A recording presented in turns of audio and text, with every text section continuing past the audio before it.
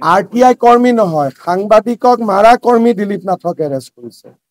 প্ৰতিদিনৰ এই ভুলটো কিয় হৈ আছে মই নাজানো। প্ৰতিদিনে এইটো কথা বুজি পাব লাগে যে দিলীপ নাথে লগৰ সাংবাদিক এজনক পিটিছিলে। গতিকে সাংবাদিকক মাৰা অভিযোগত অভিযুক্ত দিলীপ নাথক এৰেষ্ট কৰিছে। RTI কৰ্মী নহয়, টাফ একশ্যন। মই ক'লো নহয়, তেওঁৰ অগাধ সম্পত্তি আছে বুলি ওলাইছে, বহুত কিবা কিবি আছে বুলি ওলাইছে। গতিকে পুলিচে তদন্ত কৰিব। তেওঁ নেপালত আছিলে, নেপালৰ পৰা আমি বুজাই বঢ়াই তেওঁক লৈ আহোঁ, লৈ আহি ইয়াতে আমি এৰেষ্ট কৰোঁ। তেওঁ নেপালত গৈ পলাই আছিলে, নেপালৰ পৰা লৈ আহোঁ। আৰু এইবিলাক RTI কৰ্মী নহয়, যোনে সাংবাদিক এজনক মাৰিব পাৰে। তেওঁ সাংবাদিক প্ৰহাৰ কৰা ব্যক্তি বুলি আমি ক'ব লাগিব, কাৰণ আমিতো এইবিলাক কাম বুজি নাপাওঁ। সাংবাদিকক যোনে প্ৰহাৰ কৰিব পাৰে, তেওঁ কিমান ডাঙৰ অভিযুক্ত হ'ব।